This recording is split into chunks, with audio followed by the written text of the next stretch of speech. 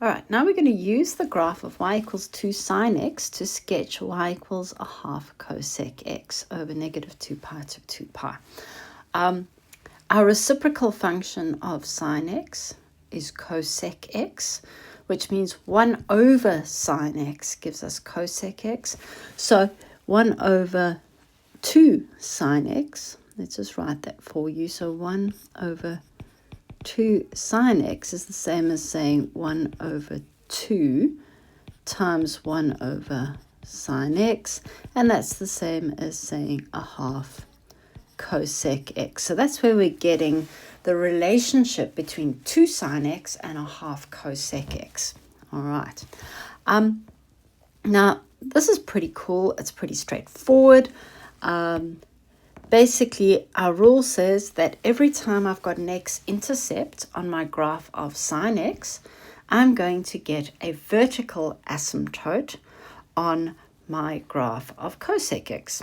So if I look and I see, okay, my x-intercepts of y equals sine x, and I can read it from my graph, are going to be at x equals negative 2 pi, negative pi, 0, pi, and 2 pi. So therefore the vertical asymptotes for y equals 1 over 2 sine x or half cosec x are going to be at x equals negative 2 pi, negative pi,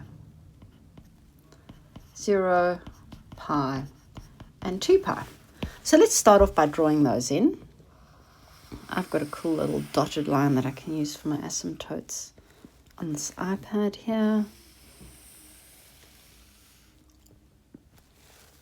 So everywhere that I see I have an x-intercept, I'm going to draw an asymptote.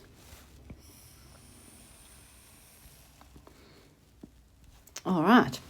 The next thing I need to do is to identify where I have maximums on my original graph.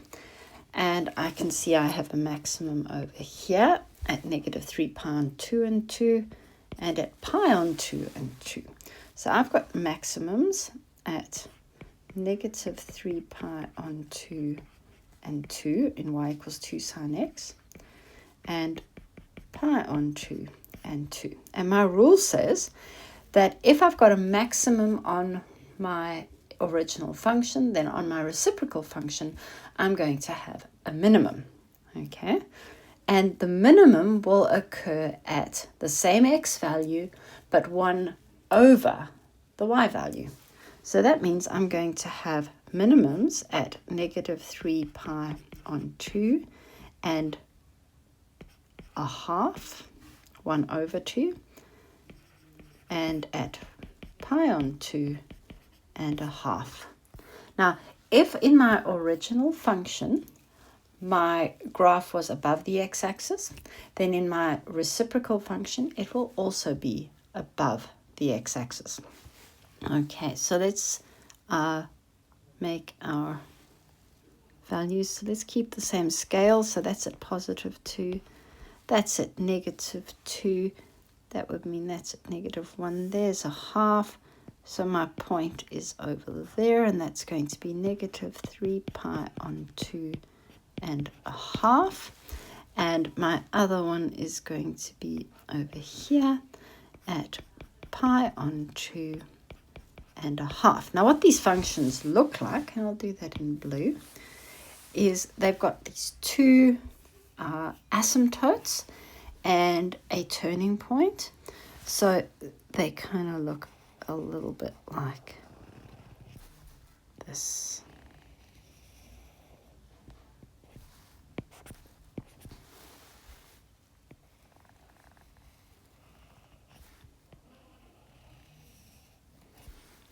All right, now we have a look and we see where our minimums are on our original function.